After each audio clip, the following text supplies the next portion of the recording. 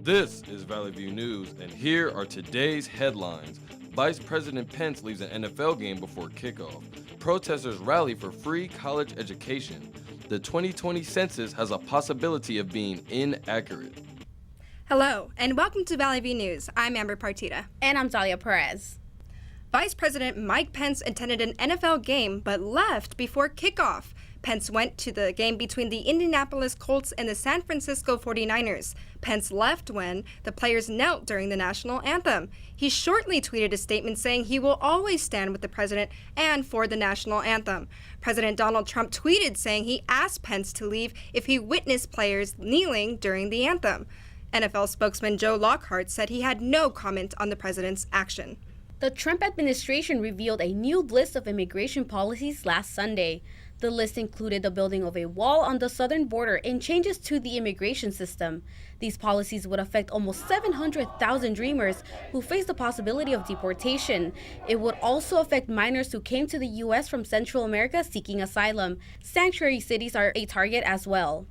The proposal also demands budget increases for border security. Some Democrats criticized the proposal, saying they weren't close to what President Trump and Democratic leaders had discussed. Dozens of people gathered in Los Angeles to support tuition-free college. Valley View News reporter Jose Duran has the story. School, not war! Demonstrators marched through downtown LA to demand Governor Jerry Brown sign Assembly Bill 19. March organizer Gavin Pierce says the measure, which would make the first year of community college in California tuition-free, is necessary.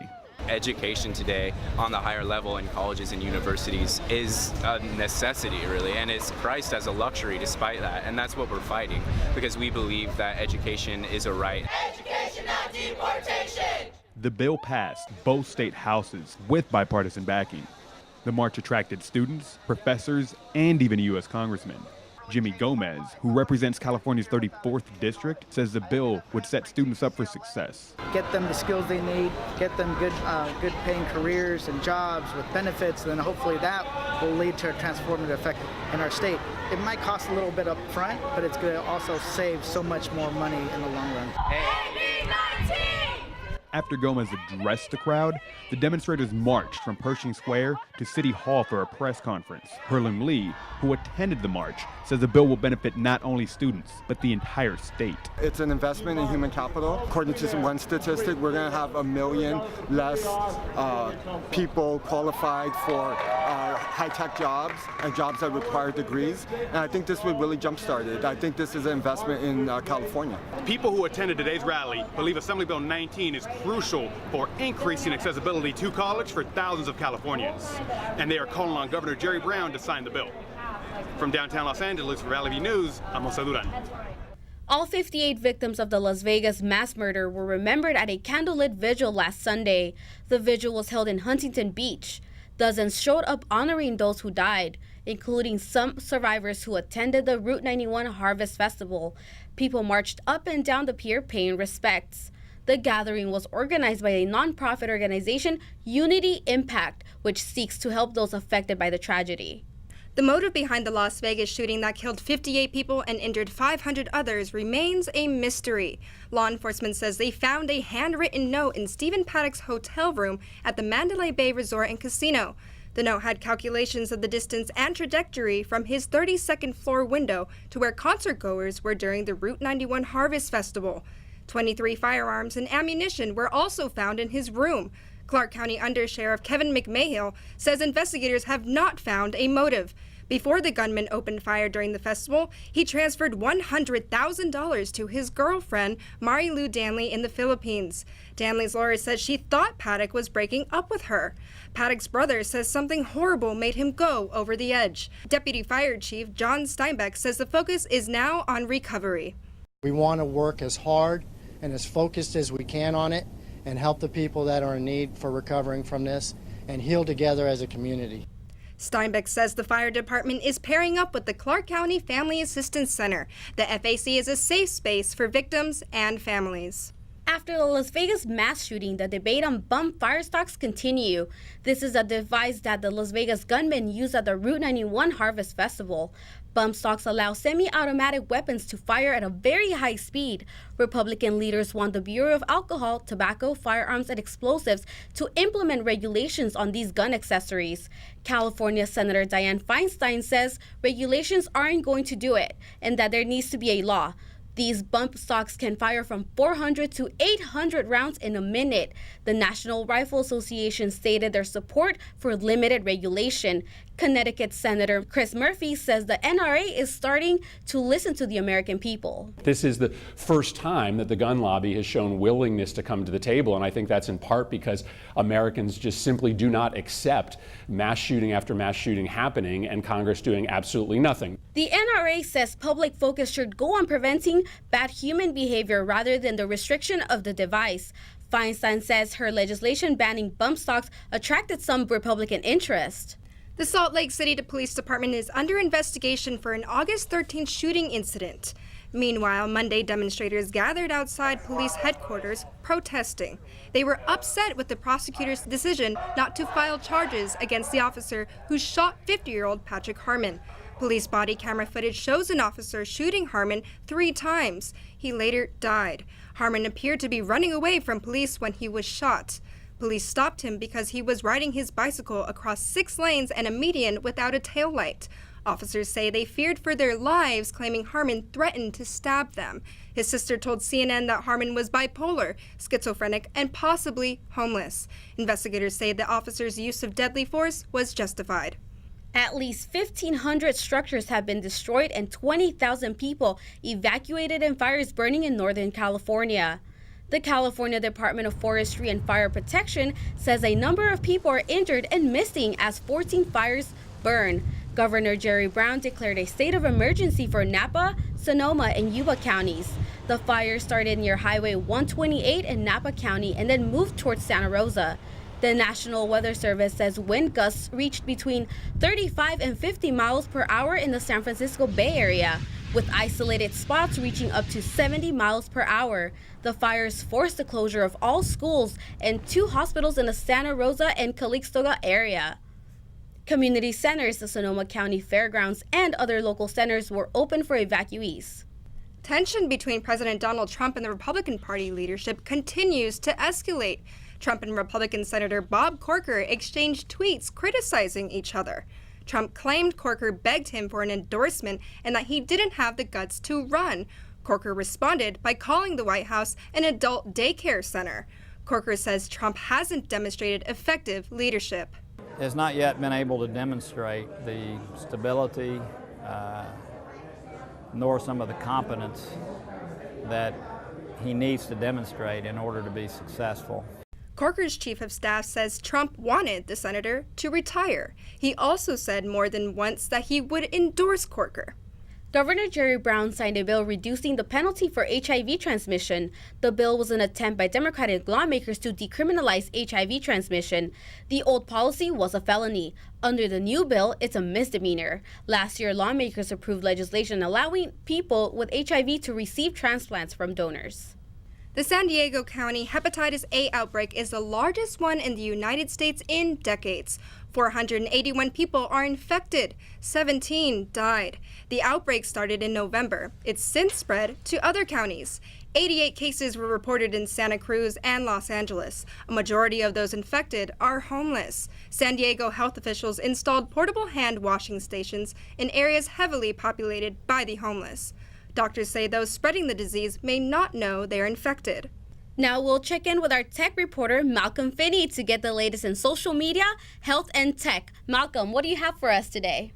Thank you, Dahlia. Chris Forster resigned as the Dolphins' offensive line coach after a video surfaced of Forster supposedly snorting several lines of a white powder before a team meeting. Hey babe, miss you, thinking about you. How about me going to a meeting and doing this before I go? The video also shows a married Forrester professing his love for his supposed mistress before he begins to snort the white substance with a $20 bill. A Las Vegas-based model posted the video on her Facebook on Sunday.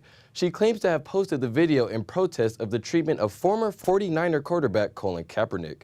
She threatened to release more videos of NFL personnel if Kaepernick continues to be mistreated. Forrester resigned just hours after the video went public. Apple will be releasing more emojis in the upcoming iOS 11.1 update. Apple revealed over 30 new emojis to add to the bundle of characters they dropped on World Emoji Day. Some of the new emojis include new animals like a brachiosaurus and a giraffe, and even new fall weather clothing along with various gender-neutral human emojis. Apple is also adding new mythical emojis such as mermaids and vampires and much more. The new update is scheduled to drop in the upcoming week. AOL Instant Messenger, also known as AIM, will be shutting down on December 15th. Before people could Snapchat, tweet, DM, or text, AIM was the way people connected with each other. For many in their 20s and 30s, AIM was the prominent social network growing up. AIM was most famous for their away message feature. The away message feature was something that you can leave on your profile for people to see while you are signed off from your account. AIM can be considered a pioneer for most social networks today. That's all I have today. Back to you guys. Thanks, Malcolm. After the break, Dove has a new ad that sparked racial controversy. Also, a Hollywood mogul has been fired for sexual harassment claims. We'll be right back. It's fine that other people like you. It's more important that you like yourself. And I'm comfortable with every part of me. Meals on Wheels coming to my door as someone who's housebound assures me that I'm not forgotten. They care that I'm okay. My name is Asha Ida Bell. America, let's do lunch. Drop off a hot meal and say hello. Volunteer by donating your lunch break at americaletsdolunch.org.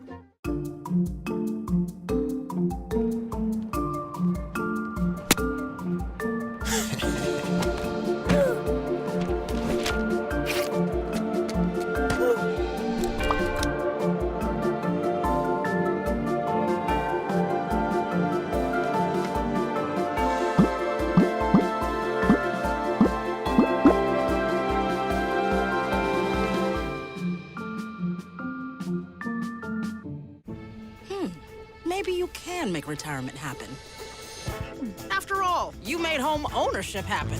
Homeschooling yourself on loans, beefing up your credit score. So I'm pre-approved. You were like, yes! Sorry. Color coding listings, ticking boxes, and flushing every toilet in a 20-mile radius. Home sweet home. You aced house hunting. Now get the tips you need to get on track at aceyourretirement.org. Now to Shelby Charlene with entertainment. Hi, Shelby. Thanks, Delia. Dove apologized last week for a racist body wash ad that the company posted on their Facebook page. The advertisement showed a black woman removing her brown shirt to reveal a white woman with an ivory shirt. The company released a statement saying they missed the mark in representing women of color thoughtfully, and they deeply regret the offense. In the past, Dove was called out for other controversial ads. In 2011, Dove made headlines for lining up 3 women, darkest to lightest, and placed them under the words before and after. The advertisement was for moisturizer, but was criticized for its racial undertones. Hollywood movie mogul Harvey Weinstein was fired from his position as co-chairman at the Weinstein Company last weekend. Mr. Weinstein's termination comes after the New York Times released a report detailing multiple on-the-record accounts of sexual harassment against him. The report, which included accusations from actress Ashley Judd, prompted other women to come forward and share their stories. 3 of the 9 board members at the Weinstein Company have resigned in the past week as a result of the scandal. The 4 remaining board members offered Weinstein a settlement deal for him to part ways with the company, but he refused, resulting in his termination. Many Democratic politicians who received financial donations from Weinstein are also giving that money away to charity. Actress Meryl Streep also commented on the issue, clarifying that not everyone knew about his behavior. Streep also said the women who raised their voices to expose this abuse are heroes. The Times investigation also found that Mr. Weinstein has reached at least 8 settlements with women for sexual harassment over the last few decades. Cam Newton was seen boarding the Panthers plane wearing a custom Rosie the Riveter campaign hat. Newton was the target of tons of public backlash and lost his endorsement deal with Dannon Yogurt's Oikos brand. This prompted the football star to release an apology for his controversial sexist comment to a female reporter last week during a Carolina Panthers press conference. After the reporter made a statement on routes, followed by a question, Newton responded by laughing and saying, quote, "It's funny to hear a female talk about routes. It's funny." Let's hope Cam learned his lesson. Rapper Nelly was arrested and then later released on second-degree rape charges in Washington last weekend. The charges were filed by a 21-year-old Seattle resident who says that she was partying with the rapper at a nightclub before leaving with him and his entourage. The woman claims that she was then taken to Nelly's tour bus where he tried to have sex with her. She says she refused, but the rapper told her to shut up and proceeded to have unprotected sex without her consent. She also claims that Nelly offered her money before being kicked off the tour bus and being thrown a $100 bill. Nelly's lawyer released a statement saying that the rapper is a victim of, quote, a completely fabricated allegation motivated by greed and vindictiveness. Looks like that's all I have for entertainment today. Back to you. Thanks, Shelby. A coroner ruled that the teenage girl whose body was found in a hotel's walk-in freezer last month in Chicago accidentally died. Kanika Jenkins was last seen at a party at the Crowne Plaza Chicago O'Hare Hotel on September 9th. Coroners say the cause of her death was hypothermia and topiramate intoxication. Jenkins was found dead on September 10th, shortly after she was reported missing. Medical examiners say they found stomach lesions indicative of hypothermia and bruises on her right leg. Catalans await the decision from secessionist leader as they decide whether to make a unilateral declaration of independence against the central government of Madrid. Catalonia President Charles Puigdemont is expected to make formal declaration at a session of the Catalan parliament on Tuesday. The huge rally against independence exposed deep misgivings about his tactics. You have to follow the rules.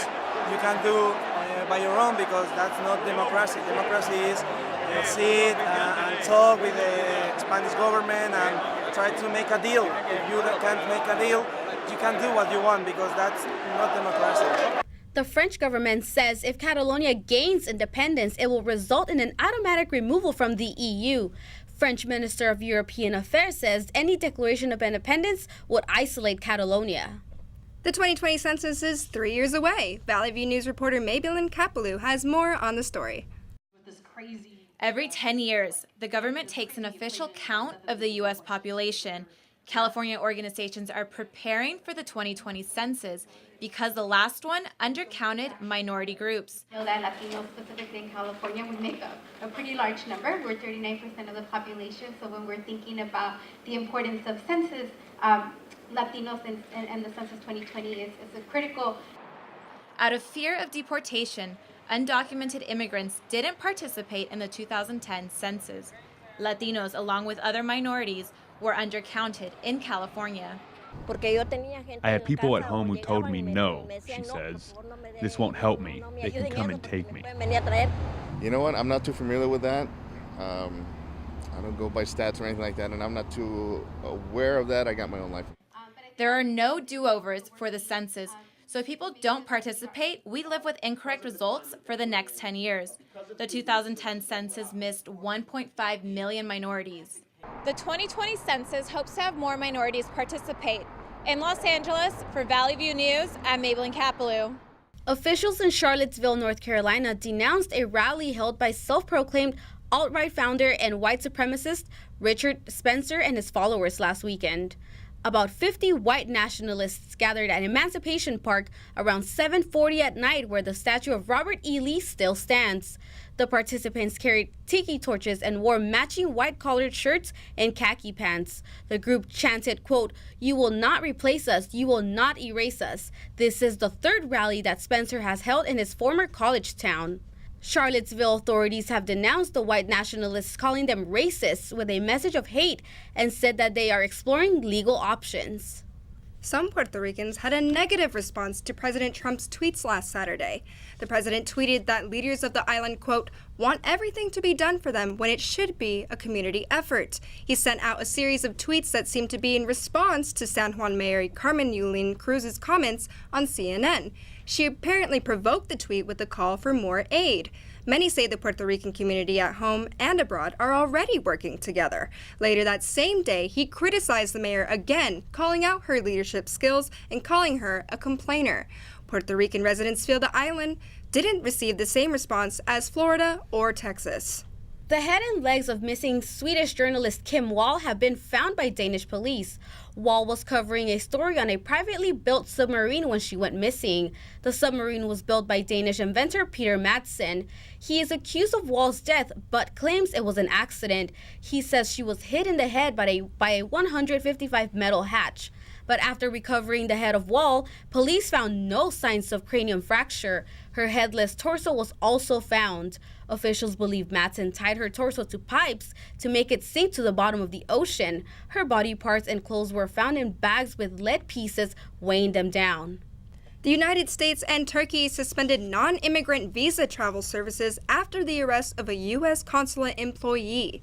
There will be some exceptions, but the suspension will block Turks from traveling to the U.S. and vice versa.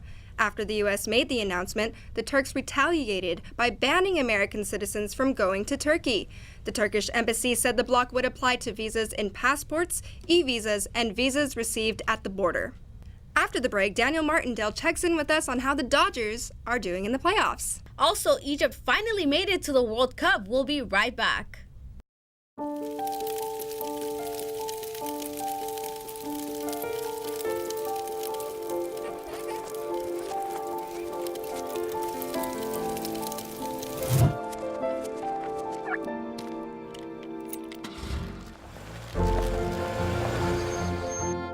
Did you know parking over tall, dry grass can spark a wildfire?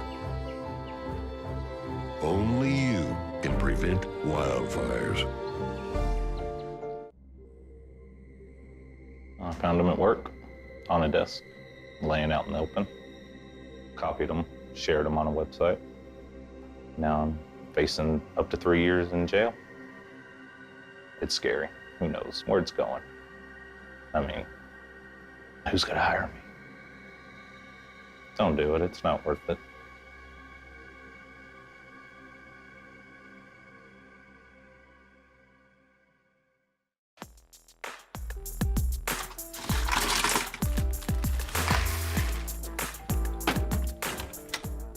Thank you.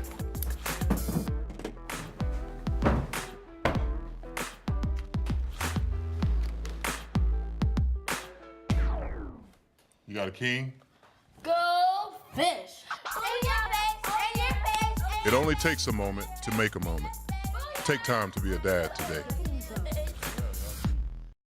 After 27 years, Egypt has finally earned a spot in the 2018 World Cup by defeating Congo-Brazzaville. With about a minute left, Mohamed Salah, forward for the Egypt national team, scored the game-winning penalty kick. The stadium erupted in cheers after the successful kick by Salah. Qualifying for the World Cup is a significant achievement for the Pharaohs, considering they've suffered 2 seasons worth of canceled games. Egyptian President Abdel Fattah el-Sisi will give each player $85,000. The last time Egypt went to the World Cup was in 1990. The Dodgers seem to be in pretty good shape. Well, the scariest thing about October isn't Halloween. It's usually watching the Dodgers in the playoffs. But this year, they're hitting, they're pitching. I don't want to get too excited, but things are starting to look really good. Well, it was a weekend full of our teams taking on those who love to say beat LA. 3 of them took on division rivals. Our city battled Snakes, Sharks, and Hawks. But first up, it was the Dodgers, who are trying to become baseball's top dog. Let's go out to Dodger Stadium in Game 2 of the NLDS against the Arizona Diamondbacks. Hey, Magic, what's up? So, we had Austin Barnes getting the start at catcher, and it turns out that was the right decision. Pick it up in the 4th. Dodgers already leading 4-2. He hits a double, scoring Logan Forsythe and Curtis Granderson. Jimmy Sherfy got lit up for 3 runs and 3 hits. Yasiel Puig up next. He joined in on the fun. Very next batter drives the Dodgers' 3rd straight RBI hit to left field. The Wild Horse completes a 4-run 5th for the Dodgers. They're up 7-2 when they decided to lift starter Rich Hill. Brendan Morrow pitching to Brendan Drury and hold everything. A 3-run blast makes it a ball game again. But have no fear, Kenley is here. Dodgers didn't play around and called on Kenley Jansen for a crucial 5-out save. Dodgers step on the Snakes by a final of 8-5. They take a commanding 2-0 series lead in the best-of-5 series. That's the first time they've done that since 2009. A series win in Arizona would mean the Dodgers are back in the NLCS for the 2nd straight year, and it could mean a second pool party. Dodgers, of course, famously jumped into Arizona's outfield pool when they clinched the division there in 2013. Well, hockey season started last week, and the Kings are hoping for much better results. Failing to make the playoffs in 2 of the last 3 seasons prompted the hiring of new coach John Stevens and new general manager Rob Blake. After winning their season opener against Philadelphia last week, they went up north and faced rival San Jose Sharks. So here we go from the Shark Tank, and maybe you should go on Shark Tank and invest in Dustin Brown. Here he comes, streaking up the right wing, beating former teammate Martin Jones on the short side, but that lead was short-lived. A minute later, San Jose goes on the attack, moving the puck around really well. Brendan Dillon finds Mikhail Botker, and San Jose ties it up. That was the first goal the Kings had given up all season. 8 seconds left in the period. Jake Muzzin moving through the neutral zone. He springs captain Andrzej Kopitar, who snaps home his first goal of the season. Then in the second period, after celebrating there, here's Kopi again, and he rings in another one behind Martin Jones. Kopitar had 12 goals all of last season, and he had 2 in this game. Kings go on to sink the Sharks 4-1. They start the season with 2 straight wins for the first time in 15 years. Goaltender Jonathan Quick has only allowed 1 goal in 120 minutes of play. Kings are home to Calgary on Wednesday. Also in hockey, Washington Capitals winger Alex Ovechkin became the first player in 100 years to open the season with back-to-back hat tricks. He had 7 goals in just 52 minutes of play. Well, with those wins on Saturday, it was up to the Rams to win on Sunday to complete the weekend trifecta for LA. Standing in their way was the rival Seattle Seahawks. Let's go to the Coliseum now. Rams on the first possession of the game, looking really good. Jared Goff making himself like Clayton Kershaw and pitching the ball to Todd Gurley. Touchdown Rams, right? But wait, not so fast. After review, Gurley lost the ball before he broke the plane. By rule, that's a turnover, a touchback, and a bad turn of events for the Rams. So let's try it again on the next drive. Tavon Austin, being awesome in the throwback unis, gets the handoff and high steps his way into the end zone. He shows the speed and goes all the way for his first touchdown of the season, but here come those Seahawks late in the half. Russell Wilson to Jimmy Graham, who goes all the way up and gets it. They tied it up before halftime. Rams offense struggled on Sunday. Their offense was stuck in low gear all day, but they found themselves in need for a comeback. Tyler Higbee over the middle. Goff to Cooper Kupp for the tie, and it hits his hands and falls out. That close. Rams go on to lose, a total heartbreaker to the Seahawks. The first time they've lost to them at home in 3 years. They're now tied for the division lead with that same team. Rams go on to face Jacksonville next. Another note, the Chargers finally won their first game with the Los Angeles namesake. They beat the New York Giants 27-22, snapping a 9-game overall losing streak. Giants paid the price in that one. Odell Beckham Jr. broke his ankle. Well, that's going to do it for a wild weekend in sports. Dodgers and Kings rolling, Rams and Chargers still figuring things out. Back to you guys. Monday may have been the final Columbus Day in LA. Last week, the LA County Board of Supervisors joined the city in deciding to replace a controversial holiday. The second Monday in October will become Indigenous Peoples Day no later than 2019. Supporters of the new holiday say it honors victims of colonialism instead of Italian explorer Christopher Columbus. The city motion also designates October 12th as Italian American Heritage Day. Some Italians feel that they are being discriminated against. They saw Columbus Day as a day they chose to honor their own heritage and hardships. McDonald's is now serving vegan burgers. Customers looking to try the McVegan will have to travel to Finland. The burger has a soy-based patty. It's served with an eggless McFeast sauce. People looking for a full vegan meal are in luck. The Finland location is also offering vegan fries. The fast food chain is testing the product through next month. If the burger performs well, there's a possibility it could appear on menus in other countries. Thanks for joining us today. From Valley View News, I'm Amber Partita. And I'm Dalia Perez. See you next time.